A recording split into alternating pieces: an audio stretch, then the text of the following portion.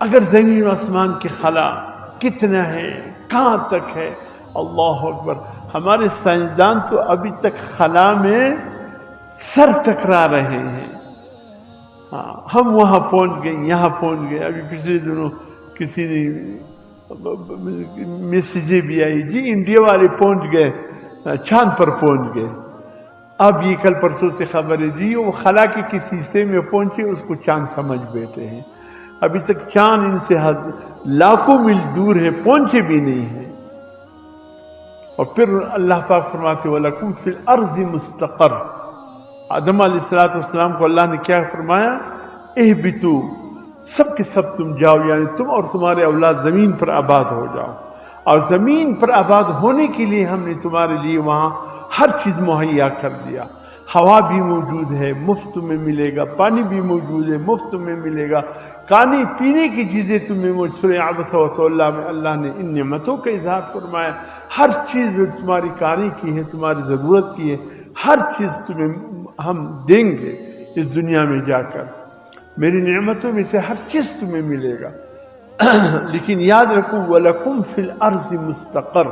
یہ پہلا پارہ 4 رکوع میں اللہ نے بڑے واضح فرما دیا کہ انسانوں تمہارے لیے رہنے کی جگہ صرف زمین ہوگی.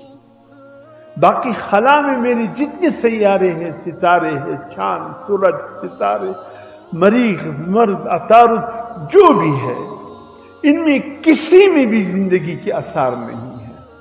یہ بیچارے جاتے ہیں ہزاروں سال، نوری سال، اللہ، یہ عام سالوں سے یہ کربوں سال زیادہ ہوتے. اتنے سالوں سے کئی حساس کیمروں سے تصویر نکال کر کے بھیج دیتے جی کچھ زندگی کے آثار پائے جاتے. اور ان تمام سیاروں میں سب سے نزدیک زمین کے جو سیارہ ہے وہ چاند ہے.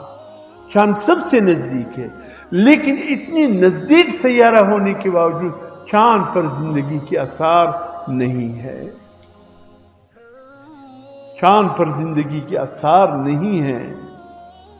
علماء ماہرین فلکیات نے لکھا ہے کہ اس لباس میں اگر چاند پر جاؤ گے جل جاؤ گے، آپ کا یہ بدن بھی جل جائے گا. ایک حصے میں 4000 سینٹی گریڈ کی قریب گرمی ہے، ایک حصے میں 4000 سینٹی گریڈ کی قریب سردی ہے. ہم تو -11 ہو 12 ہو کہتے اوہو کوئٹہ برف خانہ بن گیا. 11 پر کوئٹہ برف خانہ بن جاتے، 4000 پہ کیا ہوگا؟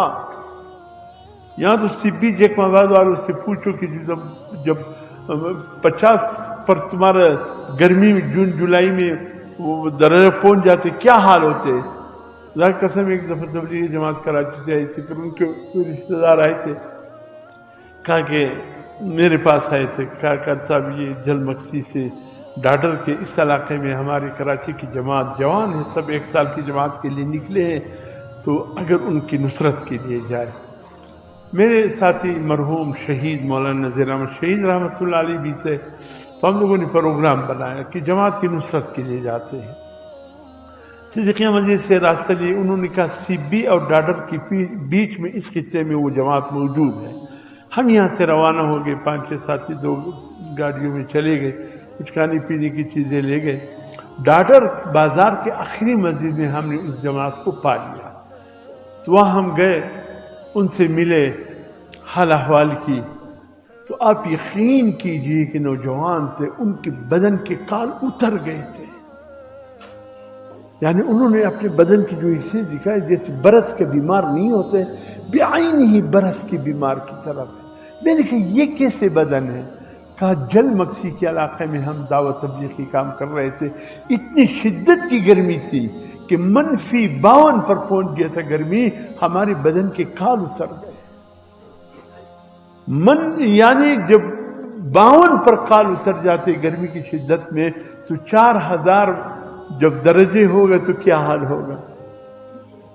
اس کی لباس پر لاکھوں پاؤنڈ خرچہ ہے. اچھا آدھا کلو کانا لے جانے پر 25 لاکھ پاؤنڈ کا خرچہ آتا ہے. یا تو اللہ نے ہمیں مفت نوازا ہے، ہمیں اندازہ نہیں چلتے. تم ذرا نکلو اس دنیا کی مدار سے، صرف خلا میں جاؤ. چاند تو بہت دور کی بات ہے، تمہیں احساس ہو جائے گا کہ زمین کتنی قیمتی ہے تمہاری. زندگی وَلَكُمْ فِي الْأَرْضِ مُسْتَقَرٌ.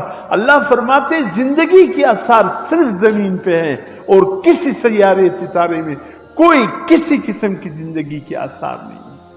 نہ اس لباس میں جا سکتے، نہ وہاں کھانا ہے، نہ ہوا ہے. بڑے بڑے سلنڈریں لے کر جاؤ، اپنی پشت پر لگاؤ اور منہ کے ساتھ تاکہ کچھ ہوا تمہیں ملے، اس کے لیے بھی لاکھوں پاؤنڈ کا خرچہ ہے.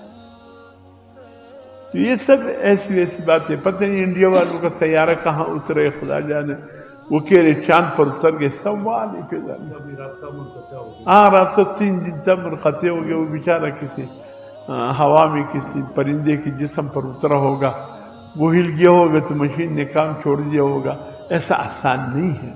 اللہ پاک کے ایک نظام ہے، قدرت کا چل رہا ہے. اللہ اپنے نظام کو خوب جانتا ہے میرے محترم دوست. اللہ اپنے نظام کو خوب جانتا ہے. تو میں عرض یہ کر رہا تھا محترم دوستوں،